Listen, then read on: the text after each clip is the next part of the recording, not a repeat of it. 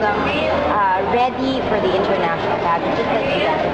I guess, no? Kasi this year talaga, iba yung labanan. And even now in the local pageant, makikita mo na matagal nilang pinractice everything, kahit sa Q&A, di ba? Parang they're all ready. Parang pwede bukas, padala na natin sila. Pwede na. Prepared. Prepared na sila. Well-trained. Yeah, actually yun yung lagi namin sinasabi na level up na talaga yung mga sumasali ng Binibining Pilipinas ngayon. They are preparing not just for the local pageant, but they are preparing for the international pageant. So I think they're already.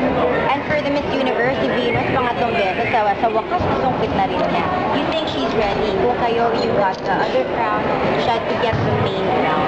Kaya-kaya.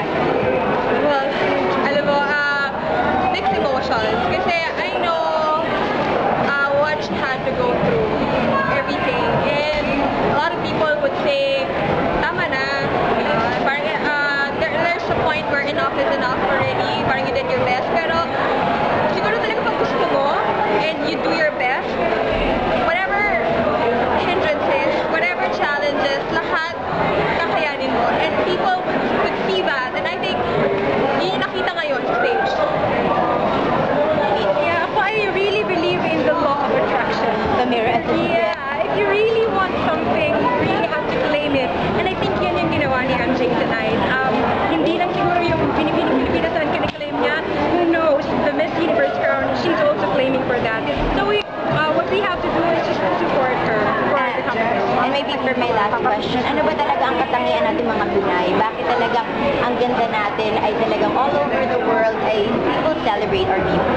Siguro, sinagot ko ng isang candidate, Yeah. it's about Confidence. It's really about confidence. Kasi, we're not perfect physically.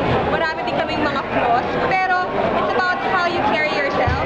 And, like ko sinasabi to, when I give speeches and advices, sinasabi ko, talo ng confident ang maganda. Parati ko yun. I agree. At saka siguro yung character din natin, alam kasi natin na we have a good heart. We have so much to share. At nag-reflect yun, nag-radiate yun, nakikita ng tao kung gaano kaganda yung puso natin. Well, congratulations to all the winners. Thank you. Always good